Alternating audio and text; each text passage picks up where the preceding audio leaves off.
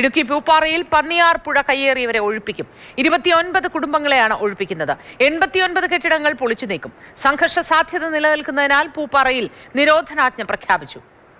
ജെയിൻഎസ് രാജു വിവരങ്ങളുമായി ചേരുന്നു. ജെയിൻ, സ്ഥലത്ത് നിരോധനാജ്ഞയാണ്. ഏതെങ്കിലും തരത്തിലുള്ള പ്രതിഷേധങ്ങൾ ഇപ്പോൾ ഉയരുന്നുണ്ടോ? എന്താണ് ഈ കയ്യേറിയവർക്ക് പറയാനുള്ളത്? വിശദാംശങ്ങൾ എന്താണ്?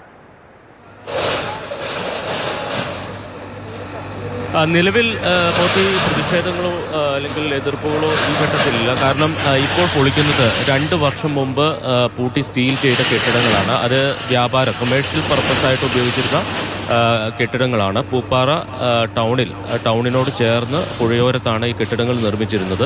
ഏതാണ്ട് ഒരു 2 വർഷം മുമ്പ് ഹൈക്കോടതി ഉത്തരവിനെ തുടർന്ന് ഈ കെട്ടിടങ്ങൾ ഒഴിപ്പിക്കുകയും അത് പൂട്ടി സീൽ ചെയ്യുകയും ചെയ്തിരുന്നു. സ്വാഭാവികമായിട്ടും ഇവിടെ ആളുകളുടെ ഭാഗത്തുനിന്ന് പ്രതിഷേധമില്ല. കാരണം ഈ വ്യാപാരികൾ അടക്കമുള്ളവർ സുപ്രീം കോടതിയിൽ പോയിരുന്നു. അതിനുശേഷവും അവർക്ക് അനുകൂലമായിട്ടുള്ള ഒരു ഉത്തരവ് ഉണ്ടായിട്ടില്ല. എന്നാൽ 29ഓളം വീടുകൾ അന്ന് ഒരു പ്രത്യേക സാഹചര്യത്തിൽ ഒഴിവാക്കപ്പെട്ടിരുന്നു. കാരണം അവർക്ക് പോകാൻ മറ്റൊരിടം ഇല്ലാത്തത് കൊണ്ട് തന്നെ ആ വീടുകൾ ഒഴിവാക്കിയാണ് 2 വർഷം മുമ്പ് നടപടി സ്വീകരിച്ചത്. എന്നാൽ സുപ്രീം കോടതിയുടെ ഉത്തരവ് കൂടി വന്ന പശ്ചാത്തലത്തിൽ ഇപ്പോൾ ആ വീടുകൾ കൂടി ഒഴിപ്പിക്കുകയാണ്. ആ വീടുകൾ ഒഴിഞ്ഞു പോകാൻ എന്തായാലും അതിൻ്റെ ഉടമകൾ തയ്യാറാകുന്നില്ല എന്നുള്ളതാണ് ഏറ്റവും വലിയൊരു പ്രതിസന്ധി എന്ന് പറയുന്നത്. 2 തവണ നോട്ടീസ് നൽകി. ആദ്യം 30 ദിവസത്തിനുള്ളിൽ ഒഴിഞ്ഞു പോകണമെന്നാവശ്യപ്പെട്ടുകൊണ്ട് പഞ്ചായത്ത് നോട്ടീസ് നൽകി. അതിന് പിന്നാലെ 24 മണിക്കൂറിനുള്ളിൽ ഒഴിഞ്ഞു പോകണം എന്നാവശ്യപ്പെട്ടുകൊണ്ട് നോട്ടീസ് നൽകി. പക്ഷേ ആ സമയത്തൊന്നും അവർ ഒഴിഞ്ഞു പോകാൻ തയ്യാറായിട്ടില്ല. ഇപ്പോഴും അവർ വീടുകളിൽ തന്നെ കഴിയുകയാണ്. പോകാൻ മറ്റിടം ഇല്ലാത്ത ആളുകളുണ്ട്. അതോടൊപ്പം തന്നെ മറ്റ് മാർഗമില്ലാത്ത രോഗികളായിട്ടുള്ള ആളുകളുണ്ട്. ക്യാൻസർ പേഷ്യൻസ് ഉണ്ട്. അപ്പോൾ അങ്ങനെ വലിയ പ്രതിസന്ധി ആ കുടുംബങ്ങൾ നേരിടുന്നുണ്ട്. പക്ഷേ നമുക്കറിയാം, ഈ ദൃശ്യങ്ങൾ കണ്ടാൽ അറിയാം, ഇതാണ് പന്നിയാർ പുഴ. ആ പുഴയിലേക്ക് എത്രത്തോളം ഇറക്കിയാണ് ഈ കെട്ടിടങ്ങൾ നിർമ്മിച്ചിരിക്കുന്നത് എന്ന് നമുക്ക് വ്യക്തമായി തന്നെ കാണാം. പുഴയുടെ ഏതാണ്ട് പകുതിയോളം കയറ്റിയാണ് ഈ നിർമ്മാണ പ്രവർത്തനങ്ങൾ നടത്തിയിരിക്കുന്നത്. ഇതിനെ തുടർന്നാണ് ഇത്തരം ഒരു നടപടിയിലേക്ക് റവന്യൂ വകുപ്പിനും അതോടൊപ്പം തന്നെ പഞ്ചായത്തിനും പോകേണ്ടി വന്നിരിക്കുന്നത്. ഇനി അങ്ങോട്ട് പോകുമ്പോൾ ഈ വീടുകൾ ഉണ്ട് എന്ന് പറയുന്ന ഭാഗം, അവിടെ ഈ പുഴയ്ക്ക് നടുവിൽ വരെ വീടുകൾ നിർമ്മിച്ച സ്ഥിതിയുണ്ട്. അപ്പം ഒരു പ്രളയ സമാനമായിട്ടുള്ളൊരു സാഹചര്യം ഉണ്ടായാൽ പോലും അത്തരം വീടുകൾ അവിടെ ഉള്ളത് അപകടാവസ്ഥയാണ്. അതുകൊണ്ട് തന്നെയാണ് ഇത്തരം ഒരു നടപടി ഉണ്ടാകുന്നത്. പക്ഷേ ആളുകളെ സംബന്ധിച്ച് അവർ വർഷങ്ങളായി അവിടെ മരട് ഫ്ലാറ്റ് പൊളിക്കുന്ന സമയത്തും നമ്മളൊക്കെ ചോദിച്ചൊരു ചോദ്യമാണ്, ഇത് ഇത്രത്തോളം ആവുന്നത് വരെ ഇതിന്റെ നിർമ്മാണം തടസ്സപ്പെടുത്താൻ ഒരാൾക്കും തോന്നിയില്ലേ? ഇതാരാണ് കണ്ണടച്ച് ഇതിന് അനുമതി നൽകിയത് എന്നാണ്. ഈ കാര്യത്തിലും അതുപോലെ തന്നെയാണ്. പുഴയുടെ മധ്യഭാഗത്ത് വരെ വീടുകളുണ്ട് എങ്കിൽ അത് നിർമ്മിക്കുന്ന സമയത്ത് ആരുടെയും ശ്രദ്ധയിൽപ്പെട്ടില്ലേ? ആരും നിയന്ത്രിച്ചു? തീർച്ചയായിട്ടും ആ കാര്യത്തിൽ കാലാകാലങ്ങളായിട്ട് വന്ന ഇവിടെ ഉണ്ടായിരുന്ന ഉദ്യോഗസ്ഥരുടെ ഭാഗത്തും അതോടൊപ്പം തന്നെ പഞ്ചായത്ത് ഭരണസമിതിയുടെ ഭാഗത്തും വീഴ്ച സംഭവിച്ചിട്ടുണ്ട്. കാരണം ഈ കെട്ടിടങ്ങൾക്കൊക്കെ പലതിനും നമ്പർ വരെ കൊടുത്തിട്ടുണ്ട് എന്നുള്ളതാണ് ഏറ്റവും പ്രധാനപ്പെട്ട കാര്യം. അതോടൊപ്പം തന്നെ വൈദ്യുതി കണക്ഷൻ ലഭിച്ചിട്ടുണ്ട്.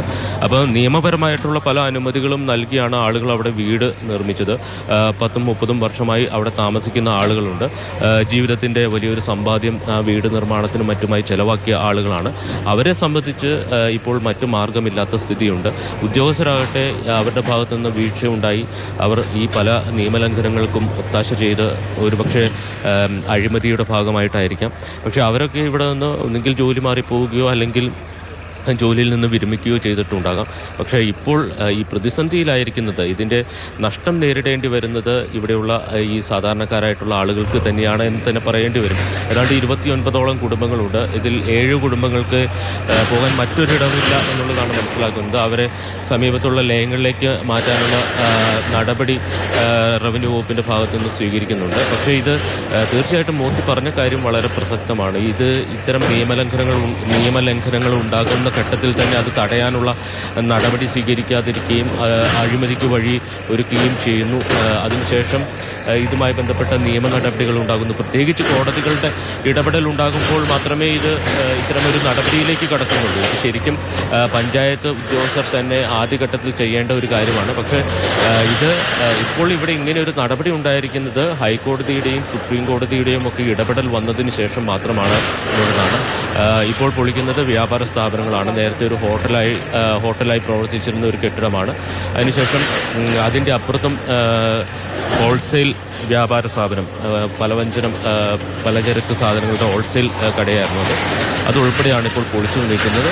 ഇങ്ങനെ ഒരു 10-30ഓളം കടകൾ ഈ പുഴയുടെ ഒരു വശത്ത് മാത്രമുണ്ട്. അതിനുശേഷം അതിൻ്റെ മറുകരയിലും ഇതേപോലെ സമാനമായിട്ടുള്ള കെട്ടിടങ്ങളുണ്ട്. വീടുകൾ ഉള്ളത് ഈ പുഴയുടെ താഴ്വശത്താണ്. അവിടെയാണ് ആളുകൾ താമസിക്കുന്നത്. അവരിപ്പോൾ വീടുകളിൽ തന്നെ കഴിയുകയാണ്. എന്തായാലും പ്രദേശത്ത് നിരോധനാജ്ഞ പ്രഖ്യാപിച്ചിട്ടുണ്ട്. ഇവിടെ ആളുകൾ കഴിഞ്ഞ ദിവസങ്ങളിലൊക്കെ വലിയ സമരം നടത്തിയിരുന്നു, നിരാഹാര സമരമടക്കം നടത്തിയിരുന്നു. എന്തായാലും ഇപ്പോൾ പ്രത്യക്ഷത്തിൽ പ്രതിഷേധവുമായി ആരും ഇവിടെ എത്തിയിട്ടില്ല. ഉദ്യോഗസ്ഥർ കൃത്യമായിട്ടുള്ള നടപടികളുമായി മുന്നോട്ട് പോവുകയാണ്. വലിയൊരു പോലീസ് സന്നാഹം ഇവിടെ എത്തിയിട്ടുണ്ട്. സുരക്ഷ, ഏതെങ്കിലും ക്രമസമാധാന പ്രശ്നമുണ്ടെങ്കിൽ അത് നേരിടുന്നതിന് വേണ്ടിയിട്ട് മൂന്നാർ DYSP അടക്കമുള്ള ഉദ്യോഗസ്ഥർ ഇവിടെ എത്തിയിട്ടുണ്ട്. വിവിധ പോലീസ് സ്റ്റേഷനുകളിൽ നിന്നുള്ള പോലീസ് ഉദ്യോഗസ്ഥരും അതോടൊപ്പം തന്നെ പ്രത്യേക AR ക്യാമ്പിൽ നിന്നടക്കമുള്ള ഉദ്യോഗസ്ഥരെയും അങ്ങോട്ടേക്ക് വിന്യസിച്ചിട്ടുണ്ട്. എന്തായാലും ഇപ്പോൾ മറ്റ് ക്രമസമാധാന പ്രശ്നങ്ങളൊന്നുമില്ല. പക്ഷേ വീടുകൾ ഒഴിപ്പിക്കുന്ന ഘട്ടത്തിൽ ഒരു പക്ഷേ പ്രതിഷേധങ്ങൾ ഉണ്ടാകാനുള്ള സാധ്യതയുണ്ട്. മോത്തി. ശരി, ജെനിസ് രാജുവാണ് വിവരങ്ങൾ നൽകിയത്. ഇടുക്കി പൂപ്പാറയിലാണ് സംഭവം. പന്നിയാർ കയ്യേറി ഉണ്ടാക്കിയ നിർമ്മിതികളൊക്കെ പൊളിച്ചു നീക്കുകയാണ്. സംഘർഷ സാധ്യത നിലനിൽക്കുന്നതിനാൽ പൂപ്പാറയിൽ നിരോധനാജ്ഞ പ്രഖ്യാപിച്ചിട്ടുണ്ട്. പോലീസിന്റെ സുരക്ഷാ സന്നാഹം ഏർപ്പെടുത്തിയിട്ടുണ്ട്. ഇനി ആൾവാസമുള്ള മേഖലകൾ ഒഴിപ്പിക്കുന്ന സമയത്ത് ആ കെട്ടിടങ്ങൾ പൊളിച്ചു നീക്കുന്ന സമയത്തായിരിക്കാം ചിലപ്പോൾ പ്രതിഷേധം ഉണ്ടാവുക എന്നതുകൂട്ടി മുൻകൂട്ടി കണ്ടുകൊണ്ടാണ് ഈ മുന്നൊരുക്കങ്ങൾ നടത്തിയിട്ടുള്ളത്.